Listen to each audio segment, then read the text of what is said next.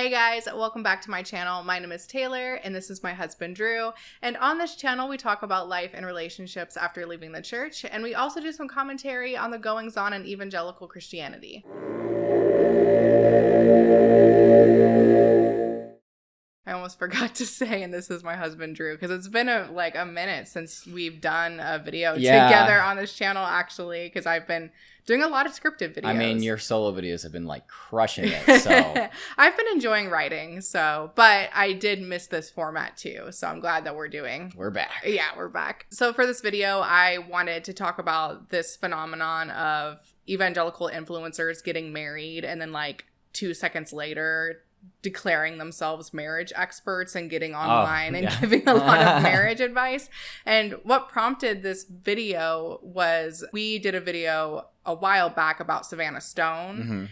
And in that video, while we were recording, because her main thing she does is give marriage advice and talk about biblical femininity and that kind of thing. Yeah, as a newly married 20-year-old. Yeah, and we realized while filming that she literally just got married and she's only 20.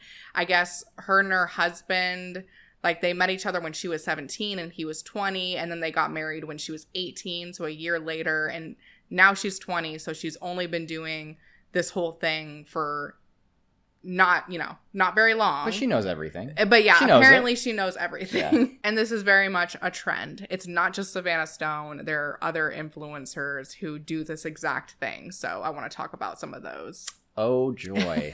Since we're on the subject of Savannah Stone, I thought we'd start with a TikTok from her. Okay. You guys love the first one, so here are some more controversial rules in my marriage. To me, they're completely normal, but with the woke society we live in, apparently these are all controversial. Number one is my husband's money is also my money. We never use the term my money. We always say our money. Nothing is separate. We have all combined bank accounts. We have 100% financial transparency with each other. Another rule that we have to add on to this is that when we want to buy something, we wait 24 hours, and then we also have to ask the other person. This prevents compulsive shopping. And also when I see a $70 shirt and then I think to myself, I have to go ask my husband to buy this, I almost feel stupid and embarrassed because I'm I don't need this $70 shirt. So then it's a reverse psychology thing to not buy it in the first place. I have so many thoughts. First of all, I love how she says these are controversial rules and they shouldn't be controversial, but in this woke society we have, they're controversial. And I'm like, girl, what are you talking about? You're acting as though you're not a conservative Christian influencer that has hundreds of thousands of followers across platforms. Obviously,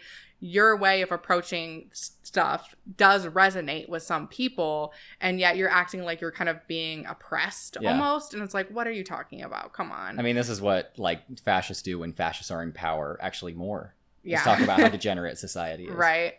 And then her advice on we don't consider it separate, our money, we don't consider it separate, we consider it to be both of our money.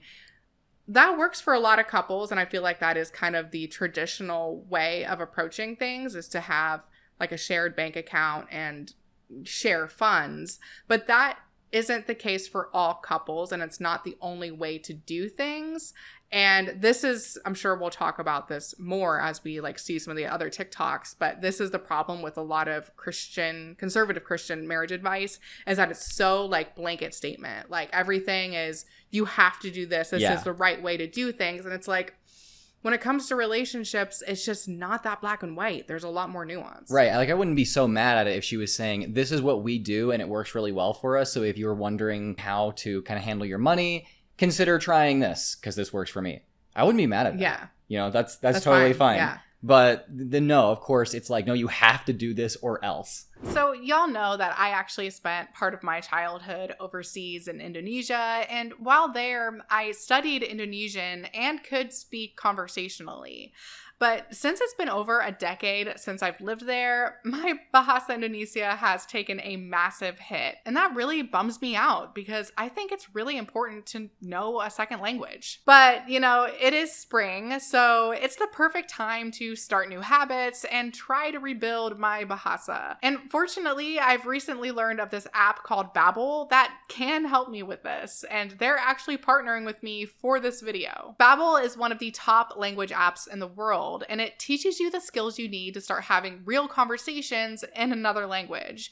And what's cool is that their lessons are designed by over 650 real language experts, and multiple universities, including Yale, have scientifically proven that Babbel helps people learn a new language in just 3 weeks. What I really love about Babbel is that you can tell the app how much time you have to commit to learning each day, and it will create lessons based on that. So my 15-minute lesson today is actually on saying farewells. Sampai jumpa lagi. Sampai jumpa lagi. So now I can end my videos with sampai jumpa lagi instead of say bye.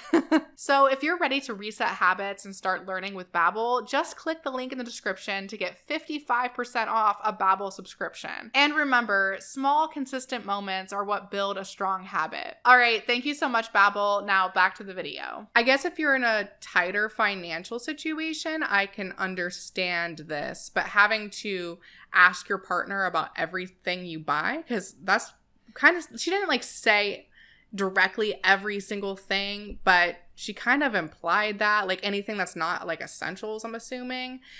We don't do that. Yeah. And I feel like that's a little weird. Like maybe if it's something that's a really high ticket item, obviously you want to consult your partner or your household about that. But if it's something like a shirt, even a one that's $70, I feel like if you're an adult, you should be able to make that decision for yourself. But then again, maybe for people that have an issue with compulsive shopping, they need to have that check in place with their partner. So it's like very situational. Yeah, the reason why that really set off red flags for me is because she also talks about how she actually loves her husband, which means that she obeys him as in he is her master. Yeah, she believes in submission. So if she believes in submission, she believes that he is in charge. What does we have to ask each other permission to buy something really mean? It means she has to ask permission from him. Yeah. Why would he have to ask permission if he's in charge? He doesn't. And this is what happens when you set up that like inherent power dynamic. Yeah. When you have things that are, you say are like equal or egalitarian, yet your default state is that one is in charge, nothing is egalitarian anymore. So, yeah, I mean, that seems to be a situation that just has to do with keeping her, like, in servitude. Yeah, I mean, she said that they both ask each other, so maybe they really do. But I would like to know, if he wants to buy a $70 shirt, does he consult her before making that purchase? And if he's the head of the house, can he just supersede her? Because that is what that means. Yeah. In other examples she's talked about, that is what that has meant. Right. So. Number 2, we have a 100% blunt and honest rule, meaning if there's anything that bothers one of us about the other person, we tell them even if it hurts their feelings. This means if somebody's gained a little weight or they're not looking their best, whatever it may be that may hurt someone else's feelings, in a marriage, you really need to be brutally honest. Just say it out of love. Oh, we gotta pause.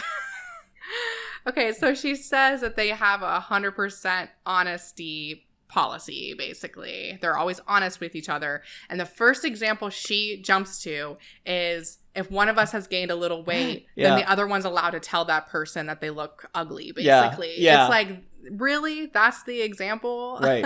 This is what I'm saying is that, like, if you have this inherent power dynamic thing where one is in charge, then every, fair or reasonable sounding rule gets twisted into some kind of weapon for one and tool by which they are abused for the other. So, yeah, being as honest as possible. I mean, you can still actually have many interpretations of what that means exactly. Do you have to say everything that pops into your head? That's probably a bad idea. Right. But is it a good idea generally to have an honesty, transparency rule? I mean, yeah, that's just kind of like the basics of a healthy relationship, I think. But if you have an inherent power dynamic, then what that means is one person gets to say whatever they want, whatever pops into their head, without repercussions, claiming this is just me being honest, while the other one has to just take that, and their own honesty, because they're not in charge, fundamentally has to look different. And I think also this comes back to the conversation of, like, things are nuanced, and there isn't just one blanket rule that every relationship needs to follow. Fruit fly season. So like you were saying, like generally it's good to be honest. It's good to have that 100% honesty policy. But I can think of situations in a relationship where maybe 100% honesty is not always the best thing. Like I'm thinking a couple years ago when I was having some health issues and I basically needed you to just tell me over and over again that it was going to be okay, even though in the situation maybe you didn't know 100% every like time I asked if it was going to be okay. Yeah. I still needed you to tell me that. Right. And so it's like if you had been like honest in that situation, that would have made it like way worse. Yeah. So I'm just not a fan of influencers giving like relationship advice because it's just there is not like blanket advice that you can give people. This is why it's important for people if they're having issues in their relationship or just in life in general to talk to a counselor or like a really trusted family member or friend who knows your situation uniquely, because you can't just take something that some random person on the internet who doesn't know you and doesn't know your situation, you can't just take what they say and like apply it directly to your life. It's probably not going to work. Yeah. And these Christian influencers are often kind of giving hard and fast rules that you can follow for a good relationship based on the premise that like the Bible gives these just hard and fast rules that you follow for a relationship. And those hard and fast rules come from a holy transcendent place. So it all works out if you just follow them. The thing is that you can just infinitely interpret any kind of like written or spoken statement, like you're saying. So there's still going to be nuance there. And the key to trying to figure out how to interpret a statement like that or how to actually act out, you know, advice in a positive way that's helpful is to look at actual outcomes of your actions when acting upon things. However, that is not seen to be important. No. Because ultimately the transcendence of the rule giver is the important thing. The feelings of God are the important thing, not the actual outcomes of the relationship. Yeah, they're principle driven rather than outcomes driven. They care about like these are these certain principles that you have to live by, and if you just do that, everything's going to work out. And if it doesn't work out in this life, well, there's going to be like spiritual blessings that you'll reap in heaven or whatever. Or you just did it wrong. Yeah. Number 3 is we have each other's locations. I don't think that this has anything to do with trust issues. Number 1 is the safety thing, especially for me, for my husband to know where I'm at and if I'm okay. And also, again, it's just a transparency thing. There's no reason that you need to hide your location from your spouse. I'll have more to say after her next and I think final point, because these two kind of contradict each other. But again, it's like if you're two people and you want to have each other's location, that's how you feel safe. That's fine, but like not every couple is gonna feel like they need that necessarily. We don't have that. I don't think we're always with each other anyway. Yeah, so, I know. It's like that would be weird. Like there's no real reason. Like we're always with each other, but it's just like even if we were, you know, one of us went into work or something, I wouldn't feel like I need to have your location, and I feel like you probably wouldn't feel like that about me. And to me, this seems like it's coming from a place of, because this is very much within like Savannah Stone's views of relationships, is that the man is supposed to be the protector and that there's something for him to protect her from. And, you know, statistically speaking, things happen to women, horrible things happen to women, probably disproportionately to men. And that is something that we should, as a society, talk about and deal with. But the odds of that happening are not, like her going to like Target or something and like something bad happening to her, the chances of that happening are far less than her husband doing something to her. So it's like, again, there's such this focus on like men protecting women from fictional villains, but like they don't do any of the emotional or relational work to protect their wives from themselves, which is more likely to be the thing that happens. Right, exactly. And that goes into the point I've kind of been making over and over here. In an egalitarian relationship, I have no objection to this if this is something that you feel like makes you feel safe or whatever. But if you have an inherent power dynamic where the man is in charge, then that means that he can, whenever he wants, use this as a weapon against you. Yeah. He can use this to control you under the guise of protecting you. Yeah. Number 4 is we do not go through each other's phones. I think going through your husband or wife's phone is really weird, and you've definitely got some trust issues there. We have a rule that if we ever even felt like we needed to go through one another's phones, we would go to that person first and tell them and say, hey, I have the urge to go through your phone. I don't know why. Can you reassure me that there's nothing going on? Which we've never had to do that. But in that case, that's what we would do. We wouldn't just grab someone's phone while they're in the shower and go through it. Like and comment for a part 3. See, that I find really interesting because the point before, she was saying how they always have each other's locations. So, like, they feel the need to know where each other is 24/7, but then they don't allow each other to go through each other's phones. Like, to me, those kind of seem contradictory a little bit. Yeah, I'm kind of unsure whether there actually is a rule that, like, we can't go through each other's phones. Or more like, if she's communicating effectively, that there is a boundary there to where it would need to be asked, hey, can I go in and look at... Because it sounds like there is a hypothetical scenario where one could do this. It's not completely off limits. It just requires asking or something. That's not really what I got from it. Oh, really? Okay. Yeah, what I got from it is that if one of them feels like they need to go through the other person's phone, that they can, like, tell that person, hey, I'm having this urge, I guess. And then the other person just needs to reassure them that there's nothing going on. But ultimately, there's no... Yeah. Oh, okay. Which oh, yeah. Me, I guess like, I can see it that way, yeah. I don't know. I'm just like, why don't you allow each other to go through each other's phones? Like, if you have nothing to hide, why would that not be an option?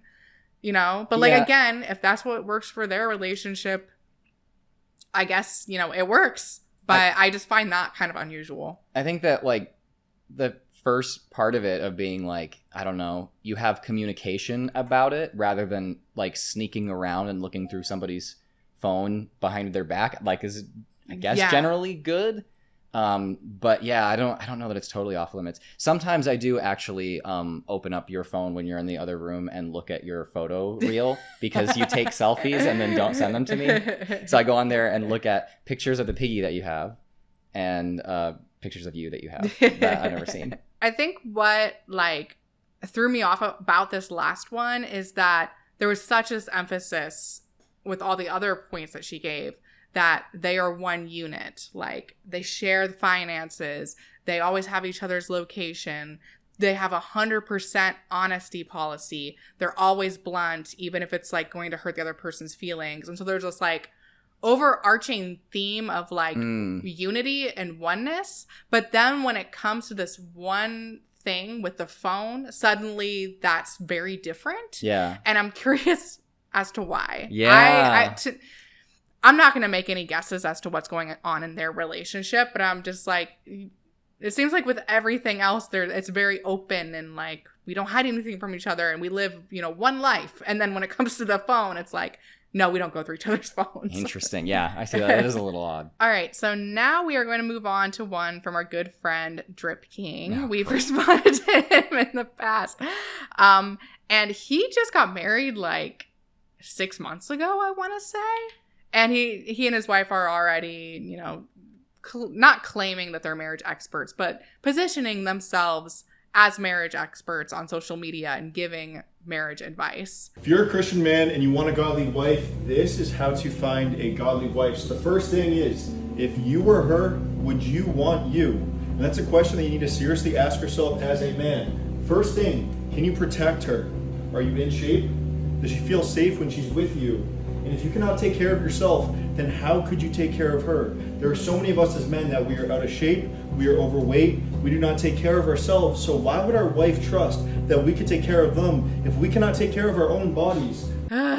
Okay, I get taking care of yourself and keeping yourself healthy so you can be around for the other person, but you are never going to physically protect another person, most likely in your entire life. If, like, the biggest threat to a woman, like you said, is her partner and the other men in her family. Like, I don't know, maybe I'm just thinking as a leftist, but I'm like, if there's like cops or the government or something like that, the main actual threats, like to your bodily autonomy, if they come like, charging in, what are you going to do as a single individual? It doesn't matter how strapped you are, how jacked you are, you're dead. There's no shot you're going to be of any use unless you're part of like a collective unit. I don't think he's concerned about that because he's going to be on the side of the cops. Right. Well, no, he's going to be side of the militias that go putting people down. Yeah. But yeah, like you're saying, like, and to think that this is his first point is how to be a good husband to my wife is to be jacked so that I can protect her from bears. Or whatever. That's exactly what I was thinking. It was from bears. What? Like, that's no. But I know why this is number one on his list. And that's because he just happens to sell courses, training men to get into shape and like lose weight. And like that's his gig right now. Yeah. Which I find very interesting and confusing because, we've responded to his TikToks or reels in the past where he's like humble bragged about how much money he used to make when he was part of the world and saying that he like made 6 figures or maybe even more than that, and how he left that all behind to pursue Christianity and do like Christian content and Christian courses. I think he actually was saying that he makes tons of money doing Christian stuff. It just doesn't matter to him. I think that's what he was saying. Well, that's the point. He showed that he made $500,000. He made $500,000 on Christian clothes that he sold.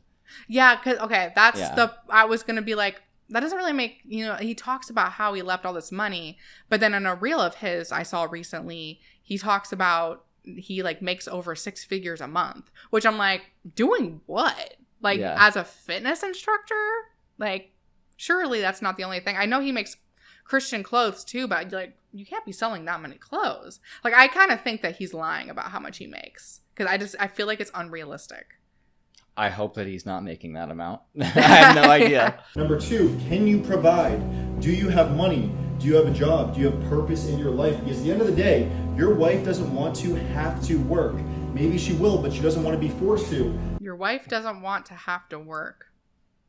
A lot of women enjoy working. And also housework is work. Like a guy, why is it that a man can't like not want to have to work? Why is it bad if a man doesn't want to have to work, but it's not bad if a woman doesn't want to have to work? That's how God designed it.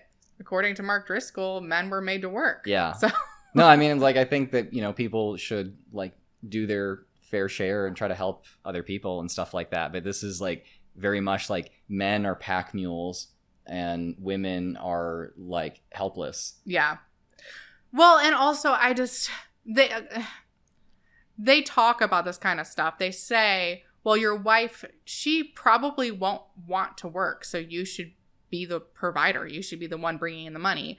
But realistically, in 2026, is it even an option for your wife not to work? Right. Most households have to be dual income. That's just how it is. Yeah. Because of the economy. Like, most women don't have a choice. They have to be, wife, mother, take care of the house, do all the chores, and then also work. And the man just works, and like that's it. He doesn't help around the house at all. Yeah. But if we push this idea that it's only men's role to work and that women aren't really meant to work in the workplace, that ultimately justifies paying women less. Yeah. And not so that there is a gap between women and men's wages, but so that women can be justifiably paid less, and then the market does what it does, or I should say, like, business owners do what they do, and decrease men's wages down to be the same as women. So ultimately, I do think that this entire thing is just a scheme to be able to pay everybody, including men, less money. Yeah, we were just having a conversation about all of this in the car the other day. But, the wage gap, historically, women have made less than men in the same positions.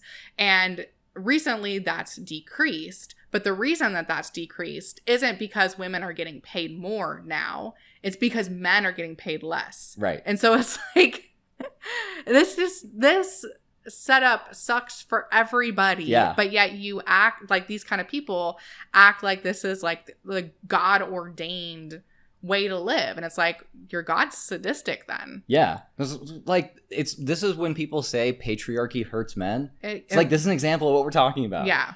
Like, they don't have the option to think of themselves as anything other than just laborers. Yeah. You know, like, they can't, that is what it is to be a man and to be a husband, is right. to work in an office or do manual labor or whatever. Yeah. We were talking about that in the car because we were listening to a Michael Parenti lecture. Michael Parenti is a social theorist, political scientist, and he was talking about sexism from the idea or from the perspective of like a class analysis. Mm-hmm. So yeah, it's really interesting, and that was a good conversation. So Taylor will I'll link it down below. The talk down in the description. Like, I really feel like I just want to from bears, you idiot. Also, why the fuck does he need to like write this shit down on a whiteboard? Like, you're not a professor, dude. Like, chill. I like how he apparently makes 6 figures a month and yet still can't present this in a way to where I can read the thing that he's writing what's the on. point? It's so small. It's just to like give this air of legitimacy. Like, I'm writing it on a whiteboard. Like, this is like a real like information that you would learn in a classroom. And it's like, no, this is just dumb shit that you think is smart. Yeah. That's not actually not. Number 3, do you have direction and purpose in your life, or are you aimlessly going through the days, aimlessly going through the weeks without a purpose? Because at the end of the day, a man that lacks purpose is an extremely dangerous man. He is very susceptible to giving into his pleasures on a daily basis. I definitely have thoughts on that. Yeah, I have a lot of thoughts about this too. But I think, first of all, men and women both need to feel like they have a purpose. Yeah. And I'm sure that they would say, well, women, their purpose is to be mothers. And that's where they get their like drive and ambition. And it's like, yeah, for some women, a lot of women maybe, yeah. But other women, they get it from something else. It might not be work, it could be work, but it might be hobbies or whatever. But also, it's like, I don't think most people get a lot of like purpose from going to a 9-to-5 job where they don't feel like they're really making a direct impact on the world, or they feel like they're just doing busy work and it doesn't seem to be very, important to them.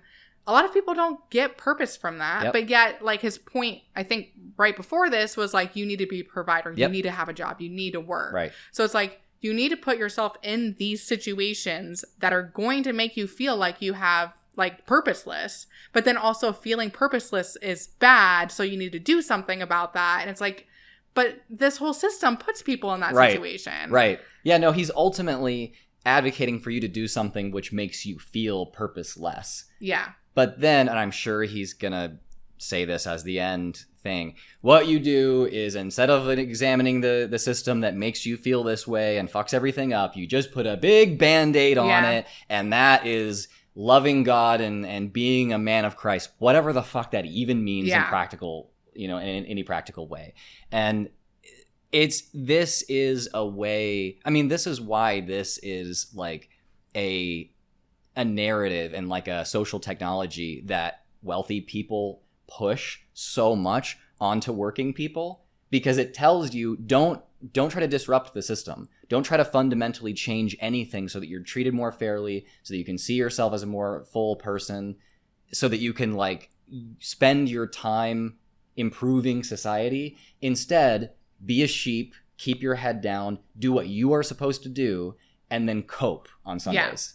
Yeah. Like, it's so sad. I mean, I totally agree that going through life with no purpose, just aimlessly, is incredibly sad, and I do think that it makes you a danger to yourself and potentially others.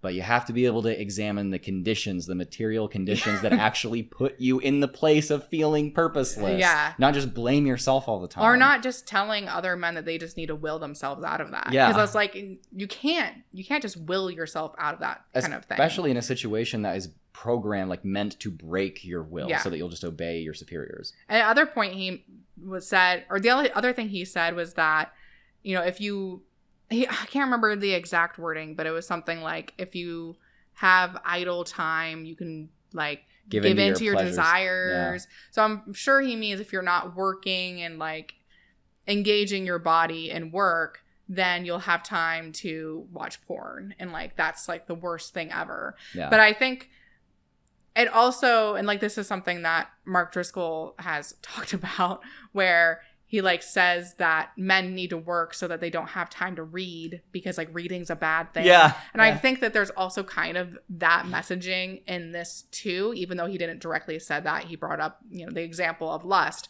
But I think there is also the implication that you'll have time to think.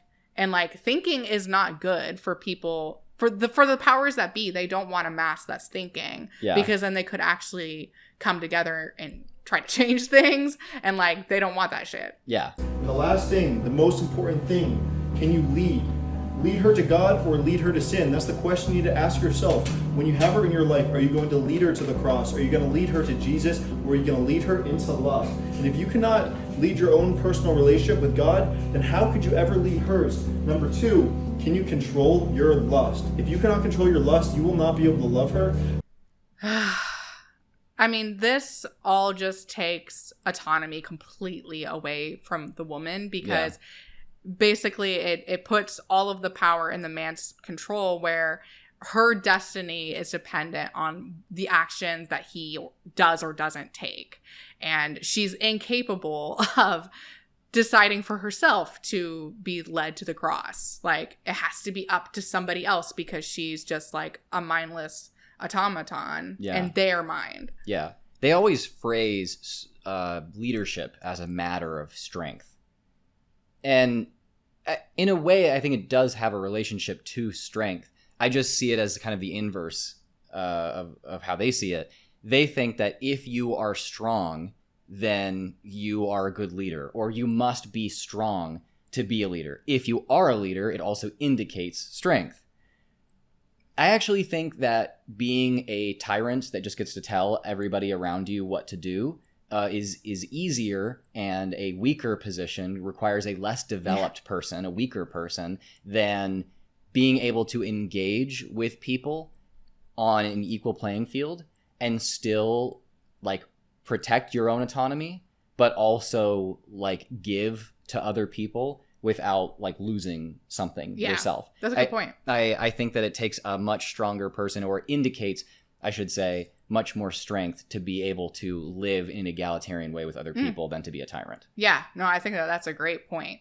I mean, also, I think that you should want to be, you know, strong, whatever strong means, or, you know, be a good person or work on yourself to be a good partner. Like, you would need to do that to work cooperatively with people, like regardless of whether or not you're in a position of leadership. Like, the leadership thing has nothing to do with it. Like, you should show up as the best version of yourself as possible, because you care about your partner and like working well with them. It doesn't have to do with like this hierarchy type of way. Yeah. You will not be able to love her the way that Jesus calls you to, and it will completely destroy your whole entire relationship. And lastly, it is your job to lead her to God. So are you ready to do that? Do you have a relationship with God on your own? Are you taking care of yourself? Are you a man that is desexualized and can lead her to the cross? And these are the questions that you need to ask yourself. So the most important thing is you need to become the one before God will send you the one. I don't think he understands what the term desexualized means. I don't, because like that would mean that he is desexualizing his own body, and like that's not how he means it. He means that you're not somebody that gives into lust. Yeah, but that's not what desexualizing means. Anyways, whatever giving into lust means. I mean, that is something that you can interpret in so many different ways. Well, like, is it good to control yourself? Yeah, because consent is important. Yeah, because you could do things that hurt you and other people through sexuality. But like, I'm pretty sure that they mean that you should just like make it to where you actually are totally stunting yourself in an incredibly toxic, unhealthy way. Well, I think that they mean just like don't watch porn. I think that's like the main thing that he means by lust. Because it's like, shouldn't you lust after your own wife? Is that not allowed? Because he said don't give into lust. Maybe that doesn't count as maybe lust. That's not how they define lust. I don't know. Yeah. Alternate theory here. Maybe he's going through a little something, and eventually he will rebrand to Ace King. rather than Dripkin, which, like, we would be supportive, you know? I mean, you know, we would be supportive of that. Yeah. But I don't think that that's going to happen. Probably not. So the next one we have is, oh, fuck, what's her name? She's the scammer lady. Christian influencer scammer lady. Brittany Dawn. Okay, I was going to say, you're going to have to narrow it down a little bit. Yeah, there's a lot of Christian scammer ladies. No, she like scammed. She was a Christian fitness influencer, and she scammed a bunch of her like people that joined her fitness thing and like didn't actually deliver on the product that she promised, and she ended up getting sued. And then she has fallen even more into conservative Christianity, and now she mostly films TikToks where she's like going around her house like anointing it and like blessing it. Oh, okay. Like doing a little witchcraft, you know, right, as they do. Casual. And she's a little bit different. She didn't just get married. She, I believe, got married in 2021. So it's been 5 years. You know, that's more time. Considerably. I think that's a little bit, you haven't really been married long enough to be giving kind of, you know, marriage advice to the level that you are. But she has been married a little bit longer than the other people. This one's gonna ruffle some feathers, but a list of things that my husband and I do not do in our Christian marriage to protect it at all costs. Starting with me, I don't nag. Now, have I been guilty of this in the past? 100%. You betcha. I was guilty of this so much so at the start of our marriage that it caused a lot of tension. But what I have come to realize in 4 years of marriage is that there is nothing more powerful than prayer. The Lord loves a praying wife, and the Lord will absolutely answer you and go to bat for you. That only works out to benefit the man, Yep. because what does nagging mean? Because when conservative Christians talk about nagging, usually they're talking about wives asking their husbands to do shit that they should already be doing, but they don't because they believe that women have dominion over the house or whatever. Yeah. And so their answer to that, because, you know, men in that culture don't like to be told to do shit that they should already be doing. And so their answer to that is to tell women that they need to stop nagging and that they should be praying instead. And that prayer is more effective than, you know, communicating with your partner. This shit doesn't work. All it does is just make it so you have less communication in your relationship, which less communication is never a good thing. Imagine telling this to somebody who had never heard of like the Christian God before.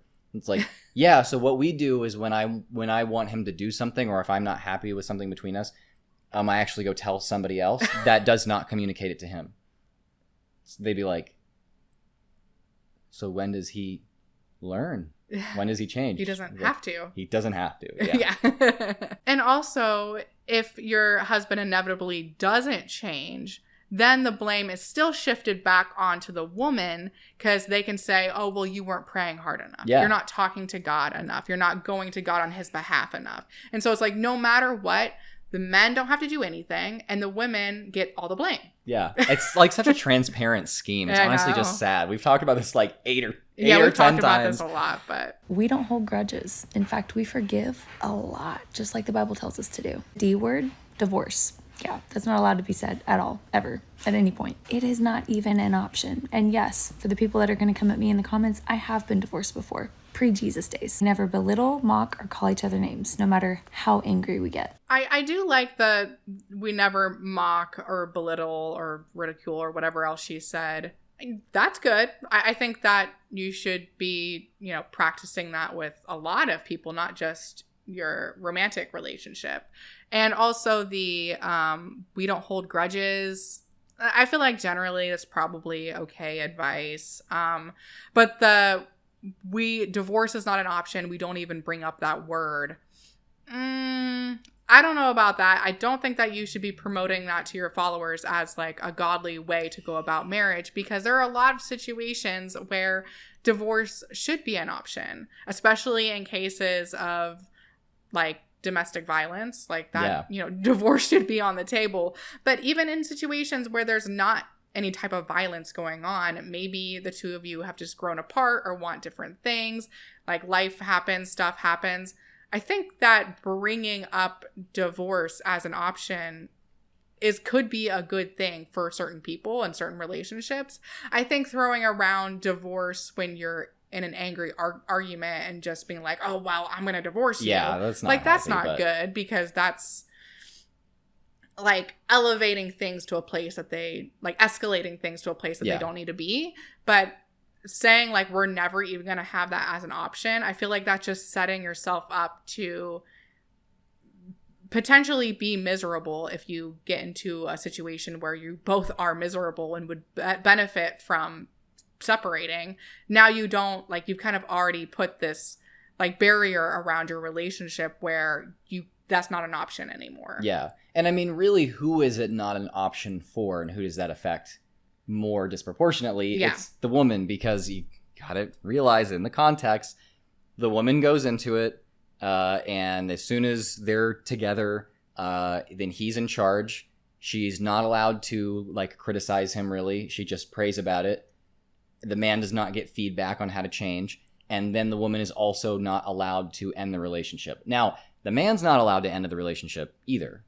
But the man also is not held accountable and gets to be in charge. Yeah. So he can change the rules when he sees fit. Right. Exactly. Yeah. So, yeah, this is why we say that divorce being available across the board is actually very important for women's rights. Yeah. And this is maybe something I'll talk about, or maybe you'll talk about in a video, but covenant marriage laws are becoming more and more a thing. Yeah. Where, like, legally you are not allowed to divorce, and it's like actually, like, enshrining laws, I guess, into the US legal system, where because you both are Christians, you're making a covenant before God, which is, like, unbreakable, and, like, there are pretty much no situations where you can get a divorce. Like, I think, like, even if there is abuse going on, like, you have to prove it, like, really extensively, or you have to go to counseling or something. I don't know. It makes it pretty much impossible to get divorced. And those are becoming, like, more and more a thing in different states. And those are exclusively pushed by weird old Christian men who also advocate for child marriage. Yeah, you can actually look this up. Huh. Funny how that works. They don't want their child brides to be able to divorce them when they, like, mature and realize that they've been trapped. We never take our problems and talk poorly about our spouse to someone outside of the marriage. That means literally anyone. We do not talk poorly about each other to anyone.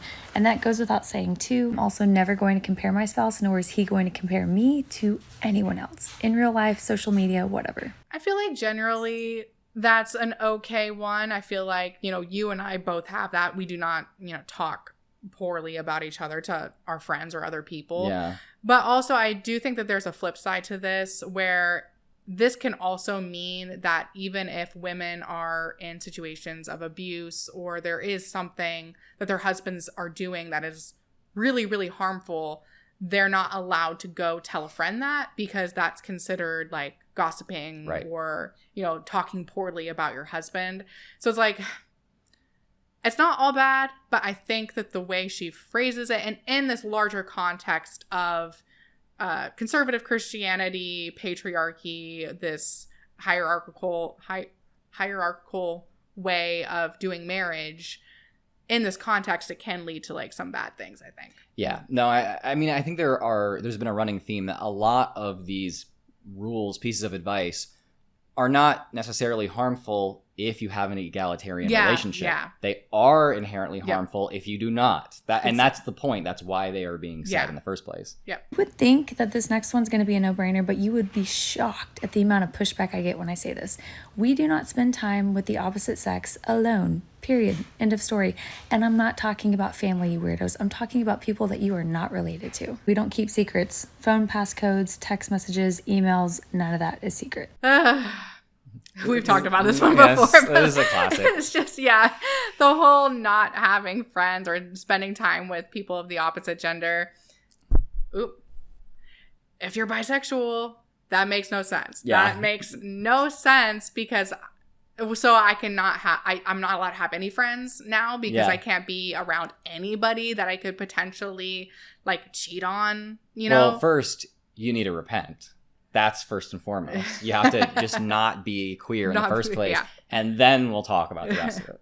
But also, it's like your relationship should be based off of trust, and both of you should be mature individuals that can be in situations where you're around somebody of the opposite gender alone and still respect the boundaries that you have in your relationship. That's what relationships are built on, is trust, right? You know, but I don't know, this one always gets me because I'm just like, what are you talking about? I think it's starting to like seep out. I literally recently had a friend tell one of my other friends, oh yeah, Drew's friends are queer women. Like that's how it is. And the guy was like, really? How does that work? And I was like, that's who I get along with.